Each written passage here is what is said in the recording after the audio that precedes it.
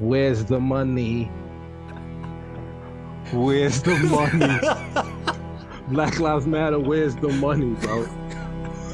Where's the money?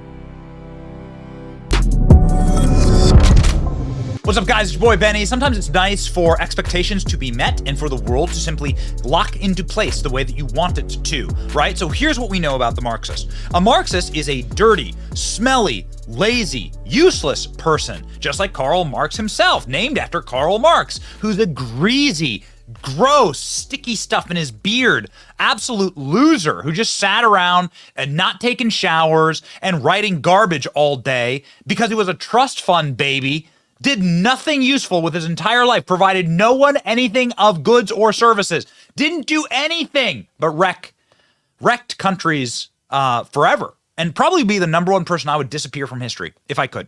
I think Karl Marx. I think it beyond a shadow of a doubt. The most damaging person to ever live, Karl Marx. So the Marxists, it's nice when Marxists sort of follow that path, right? And they all do.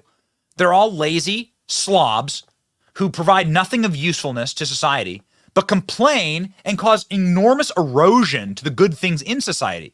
Like this person. In particular, are trained organizers. We are trained Marxists.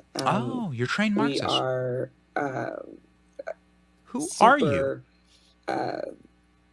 Versed on sort of ideological theories, and I think that what we really try to do is build a movement that could be utilized by many, many Black folk. Who are you then? Oh yeah, you're Patrice Cure, the person who started Black Lives Matter. So you are a trained Marxist. You are using the ideological theories of critical theory, particularly critical race theory, to break America by using race hatred against whites and every other race, right? Pitting all the races against each other to actually break what it means to be an American. That's what critical theory is. And it's so wonderful to see the smelly, useless slobs get what's coming to them, man. Because Patrice Cure is not having a good one. And Black Lives Matter, a fraudulent organization and a terrorist organization, is not having a good one. Okay, people are actually going to prison. BLM activists are now going to jail. Thank God. Black Lives Matter is heading for insolvency after plunging $8.5 million in the red. Founder Patrice Cure's brother was paid $1.6 million. Oh, really? So it really is just a fraudulent funnel for their families. Go see how the Marxist leaders live inside of their countries. They live great. Stalin lived great. Stalin had many mansions, even though private property was banned. Stalin ate like a king, even though food was rationed in Soviet Russia. Sister, a board member, earned $1.1 million for consulting. So she's making millionaires out of her family, buying mansions. They're buying mansions in LA. They're buying mansions in Canada. It was all a fraud. It was all a fraud perpetrated by these dirty Marxists. They are communists, and they lied to you, and they used your guilt. They weaponized your white, feline, suburban woman guilt, and they stole your money. Now it's officially documented. They've lost 88% of their donations. Black Lives Matter faced intense questions for its handling of donations, which surged after George Floyd protests. The organization, all Marxists, the Marxist playbook is to take a crisis, then weaponize it, right? So George Floyd, they were like licking they were so excited for that to happen because they could then weaponize the pain and that moment. Never let a crisis go to waste, remember, okay? And that's precisely what happened. These vicious, the mendacity of it, the evil of it.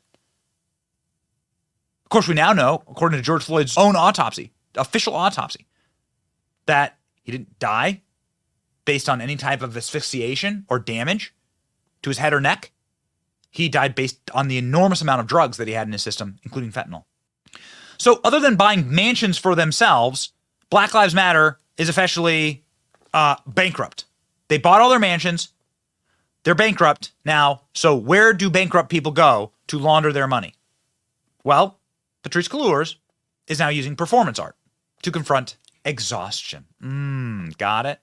So this is exactly why Hunter Biden and all people like Patrice Cure, the frauds, they're left-wing frauds, they all get into high art because it is the number one, it's a totally subjective field, and you can do like forever permanent money laundering through art, right? So you just get an appraiser to come in and appraise the art at $15 million, then you can donate it to a gallery, and then you can write off the $15 million. It's just total fraud, right? Patrice Cure is now a performance artist, okay? The performance include 2 pieces visually contrasting the history of black bodies being harmed and tortured and brutalized, and hair wash. Cure's cast about a dozen black performers to wash another's hair. Got it? Sounds awesome. In Weight, a piece examining the history of salt, Cure's submerged into a tub filled with 400 pounds of Epsom salt. Let me tell you, this is the person who does need extra sodium in their diet. So, not buying it. But the actual images of the performances are even worse. Okay? So talk about lazy Marxist, useless people. Here is Patrice Cure posing completely naked, covered in gold,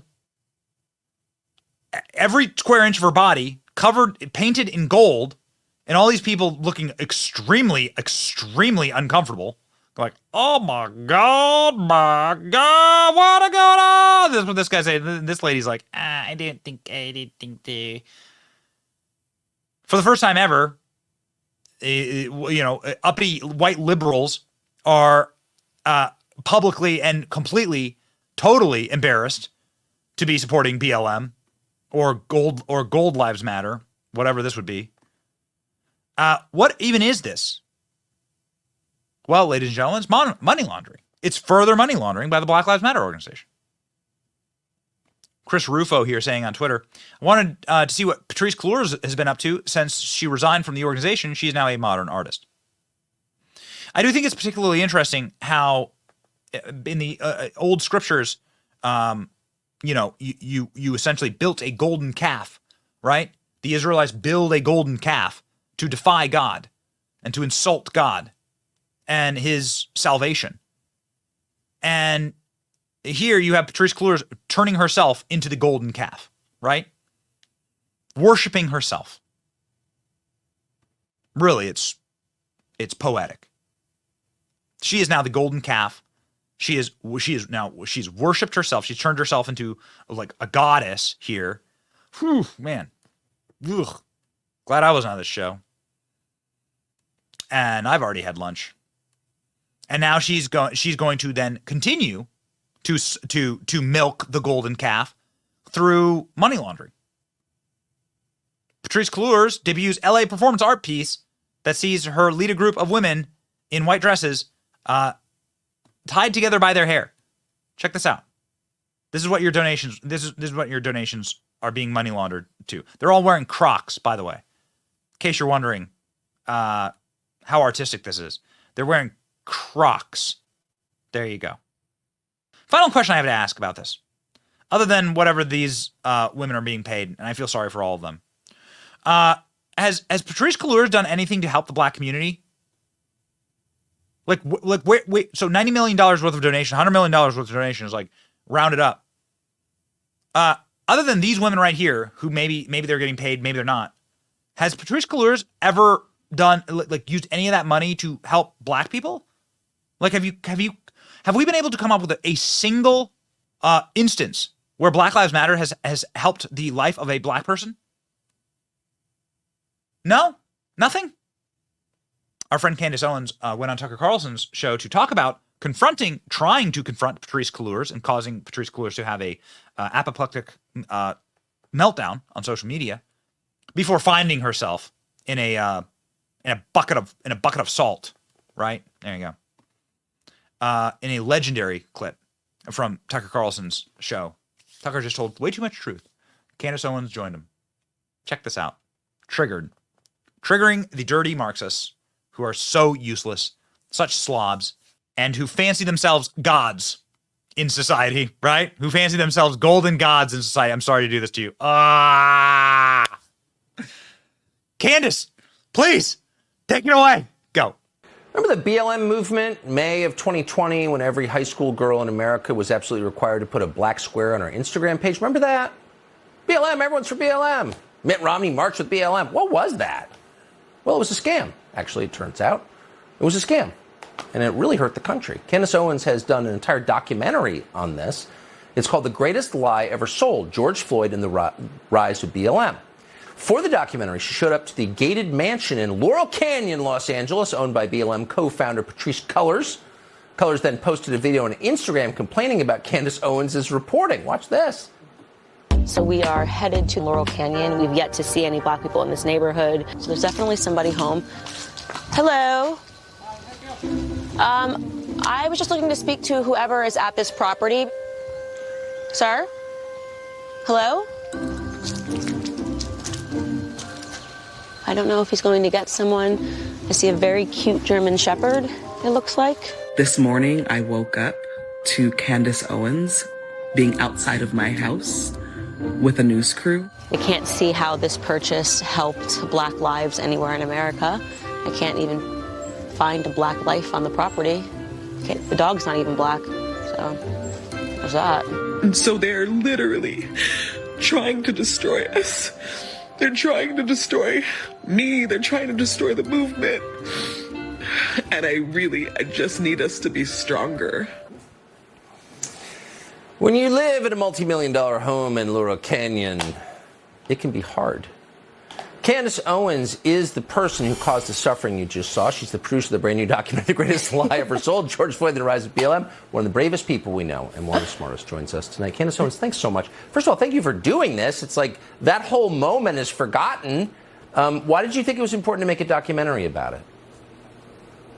Because of exactly what you said, because they want you to forget it, right? They do these things, they sort of punch you in the face and then they move on and they say, nobody look any further. We're now moving on to a different narrative. It is important to pause and to reflect and to consider what happened and ask a very big question, which for whatever reason, no journalist was interested in at the time. We were all basically required to either put up a black square or donate to Black Lives Matter or to make some, statement online about how black people are suffering to make sure that Black Lives Matter would receive the $80 million that it received in 1 year. But nobody asked the question, where is all the money going? I was interested because they turned me into public enemy number one for accurately talking about George Floyd, not in the capacity of a hero, but in the capacity of a person who was addicted to drugs and who had enough fentanyl in his system to kill a horse at the time that he died. That made people angry because people were invested in the emotion of Black Lives Matter. And so, look, I'm wearing the shirt. It is the BLM symbol, but instead I've inserted some cash into it because what they really did is they robbed Americans. They robbed Americans' emotions. They extracted emotions. They used black pain to create confusion and to take millions upon millions, tens of millions of dollars from people. And where did the money go, Tucker? That's what the documentary explores, and people are going to be shocked. I hope people are very behind the transgendered movement because that's where a lot of this money went, and then there's just a dead trail because the one thing that you're afforded when you decide that you are transgendered is you can change your name. So you don't know who any of these people were originally, but they received hundreds and thousands and millions of dollars of cash. It's all... I just can't control myself and note, because I was there and I watched it, you were basically banned from all media, including some conservative outlets, but for telling the truth, the factual, documented truth about George Floyd. You were not allowed to tell the truth, which really was, I think, exactly a dark moment. Right. Let me ask you, do you know anybody, apart from the ladies living in Laurel Canyon and the transgenders you just mentioned, any actual, normal black person who benefited from BLM? No, absolutely. It's the exact opposite. I can tell you millions of black people who suffered because they now live in the cities that were looted and that were rioted, and therefore the businesses picked up, which my documentary will show. They picked up and they left because why wouldn't they leave? Obviously, if they're basically saying that crime is allowed to take place and these are zones in which there can be no policing. So these people are now suffering economically, and we of course predicted that that would be the outcome because of the BLM scam, which benefited nobody. And there are a lot of questions. In my personal opinion, this was a money laundering scheme. And it is interesting that these individuals, like Patrice Cure, decided to host a Joe Biden inauguration party at the Black Lives Matter house. Again, all of that is in the documentary. It's stunning. And I do want to add this. My personal charity, after I announced that I was doing this documentary, I run a charity called Blexit. We received a letter 2 weeks after the trailer dropped from the IRS saying that they were going to investigate my charity. I welcome the investigation because I am not a scam artist and I do real work in the inner city communities. This is Biden's IRS once again saying you are not allowed to investigate anything that the media is complicit in. It's unbelievable. You're a brave person. They're going to come for you at some point, as you know. Candace Owens, appreciate it. Thank you so much. Thank you so much.